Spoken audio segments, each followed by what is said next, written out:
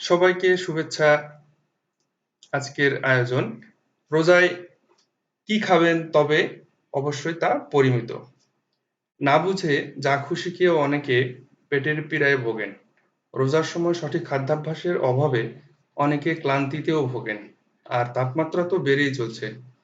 এবারের 15 ঘন্টার রোজায় স্বাভাবিকভাবেই নিয়মিত খাদ্যাভ্যাসের বাইরে বাড়তি কিছু সচেতনতা দরকার। একটু নিয়ম মেনে খেলে সুস্থ থাকা সম্ভব। এই সময় কি খেতে হবে, কিভাবে খেতে হবে তা জানালেন ঢাকা বিশ্ববিদ্যালয়ের খাদ্য ও পুষ্টিবিজ্ঞান ইনস্টিটিউটের অধ্যাপক শেখ নজরুল ইসলাম। তিনি বলেন, যেহেতু দীর্ঘ সময় না খেয়ে থাকতে হবে, তাই শরীরে পানির ঘাটতি রাখা যাবে না। প্রয়োজন অনুযায়ী যথেষ্ট পানি জাতীয় খাবার রাখতে হবে খাদ্য তালিকায়। ইফতারিতে খাবার ব্যাপারে শেখ নজরুল ইসলাম বলেন, ভাজা পোড়া কমাতে হবে, আর বাচ্চাদের তা না দেওয়াই ভালো। এসব খেতে হলে বাসায় ভালো তেল দিয়ে বানিয়ে খেতে হবে। বাইরেরটা খাওয়া উচিত নয়। শরীর ঠান্ডা রাখে এমন খাবারের উপর জোর দিলেন নজরুল ইসলাম। ইফতারে তরমুজ রাখা যেতে পারে। বয়স্ক ব্যক্তিরা দই চিড়া খেতে পারেন।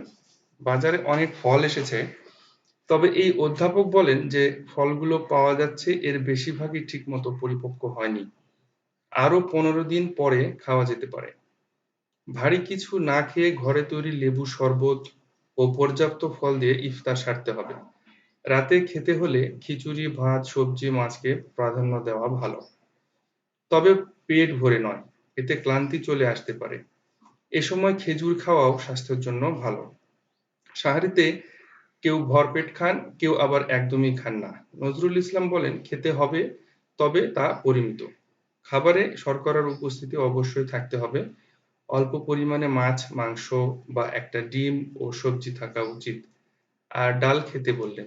দই বা দুধও উপকারী। প্রথম ২-১ দিন একটু কষ্ট হতে পারে, এরপর শরীর সয়ে নেবে। তবে সঠিক ও পরিমিত খাদ্যাভ্যাসই সুস্থ রাখতে সাহায্য করবে।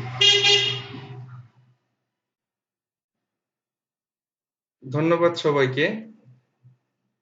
আমার এই ইনফরমেশন গুলো যদি ভালো লেগে থাকে তাহলে অবশ্যই চ্যানেলটি সাবস্ক্রাইব করবেন।